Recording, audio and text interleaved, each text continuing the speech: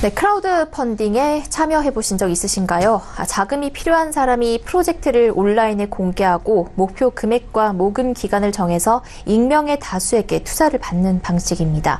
최근 이 크라우드 펀딩 플랫폼이 단순히 투자를 받고 투자 수익을 내는 수단을 넘어서 예를 들어 기부처럼 함께 살아가는 사회를 만드는 방식으로도 활용되고 있다고 합니다.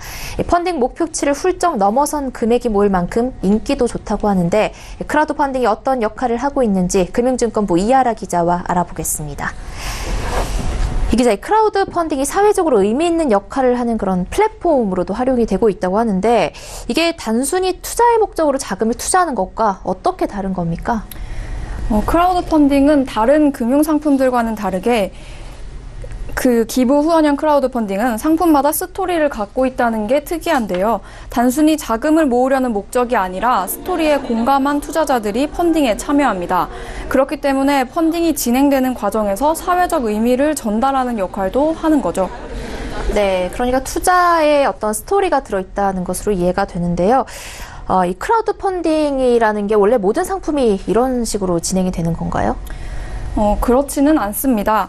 크라우드 펀딩은 크게 기부 후원형, 대출형, 그리고 증권형 이렇게 세 가지로 구분됩니다. 제가 소개해드리는 것은 이 중에서도 기부 후원형 크라우드 펀딩인데 흔히 리워드형이라고 부르기도 합니다. 이 리워드형 크라우드 펀딩은 온라인으로 누구나 펀딩 오픈을 신청할 수 있고 크라우드 펀딩 업체에서 사전에 심사한 뒤에 최종적으로 펀딩이 오픈됩니다. 보통 5,000원에서 10,000원가량의 소액부터 펀딩에 참여할 수 있습니다. 다수의 사람으로부터 소액을 모아서 자금을 마련하는 방식으로 프로젝트를 진행하는 십시일반적 성격이 강합니다. 네, 그러니까 이 기부 후원형 크라우드 펀딩은 단순히 투자를 하고 이익을 보기보다는 이런 어떤 그 과정 자체로 의미 있는 역할을 하려고 한다, 이렇게 좀 보여지네요. 네, 그렇습니다. 크라우드 펀딩을 통해서 은퇴 파티를 연 아이스하키 국가대표 신소정 선수를 만나봤는데요. 어떻게 이 펀딩을 진행하게 됐는지 들어봤습니다. 이런 자리를 통해서 펀딩 문화를 통해서 이제 꿈나무 선수들에게 같이 후원할 수 있는 또 뜻깊은 자리가 될 수 있다는 이제 제안을 받고. 네, 펀딩으로 은퇴 파티를 열었다는 게 참 이색적으로 들리는데요. 또 비슷하게 여러 투자자들에게 자금을 모아서 문화 공연을 여는 P2P 상품도 있는 것으로 아는데 크라우드 펀딩과 이 P2P 상품은 어떻게 다른 겁니까?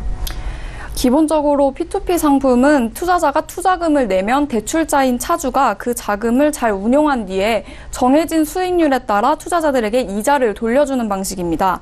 물론 최근에는 P2P 상품 중에서도 자금을 모아서 문화 공연을 열고 일정 금액을 투자한 투자자들에게 공연 티켓을 주는 등의 리워드를 주고 있긴 한데요. 하지만 P2P는 투자자와 차주 사이에 투자금과 이자가 오고 가는 형태가 기본적으로 유지됩니다.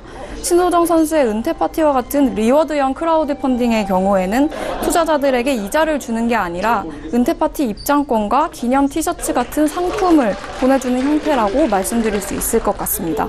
네, 이 신소정 선수의 크라우드 펀딩으로 모인 돈의 일부는 또 후배 선수들을 위한 훈련 비용으로 기부를 한다고요?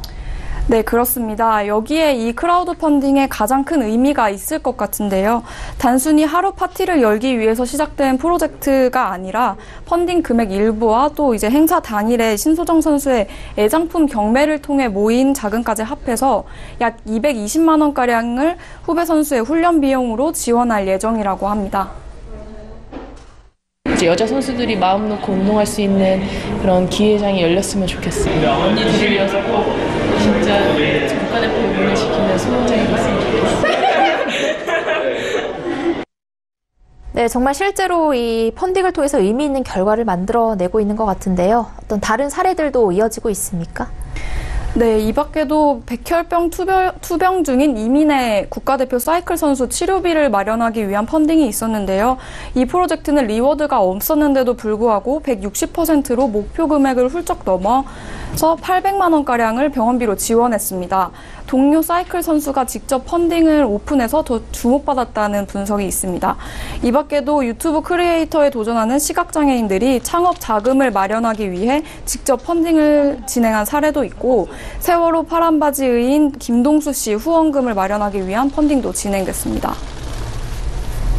네, 크라우드 펀딩이 단순히 자금을 모으는 통로뿐 아니라 사회가 미처 다하지 못한 역할까지 해내고 있는 모습입니다. 이하라 기자와 이야기 나눠봤습니다. 고맙습니다. 감사합니다.